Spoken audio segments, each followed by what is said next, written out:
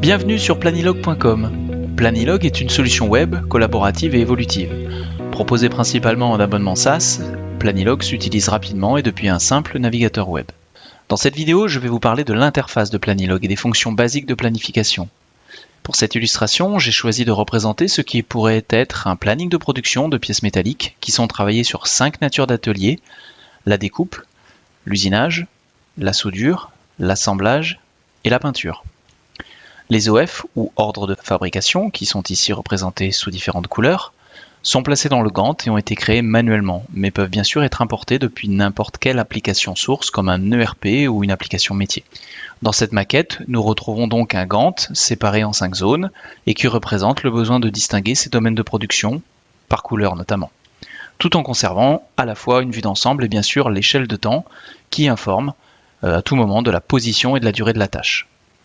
Nous verrons dans une autre vidéo que ces tâches peuvent être liées les unes aux autres afin de respecter un ordre logique ou une séquence industrielle imposée telle qu'une gamme ou une nomenclature. La création d'une tâche peut se faire par simple glisser-déposer à la souris depuis la barre d'activité dans le Gantt, comme ici.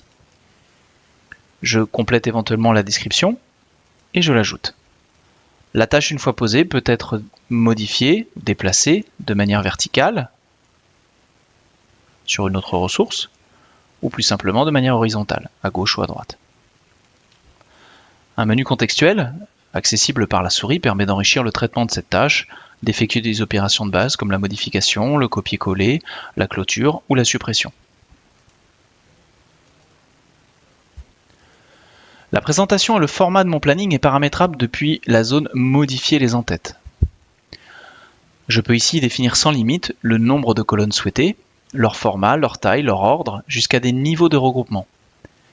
Sur la zone supérieure, sous le bandeau des menus, se trouve la barre des activités, ici représentée sous différentes couleurs.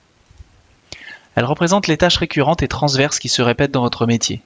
Elles peuvent être évidemment de toute nature, mais servent surtout à définir les tâches qui seront affectées à vos ressources. Vous disposez d'une liste de 15 à 25 activités paramétrables avec la possibilité d'y définir vos propres libellés, mais aussi des durées de type par activité. La barre de menu vous donne accès aux principales fonctionnalités actives de votre abonnement. J'ai choisi de vous en présenter 2 en particulier.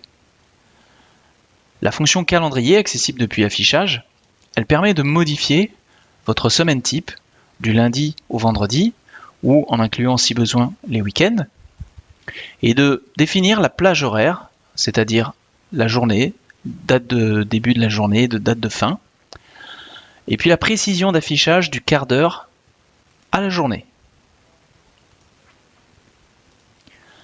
La seconde fonctionnalité est l'horizon, qui permet lui de sélectionner la période d'affichage allant de 1 semaine à 5 ans. Ensuite, des filtres ou des tris de lignes permettent à l'utilisateur de classer ou de restreindre la vue des activités de son Gantt. Une fonctionnalité qui est d'ailleurs largement utilisée pour refléter par exemple les différents services au sein d'une entreprise et faire respecter les droits de visualisation de chaque utilisateur. Enfin, les vues qui permettent de modifier l'axe de restitution de vos données, comme par exemple les ordres de fabrication par client, ou par commande,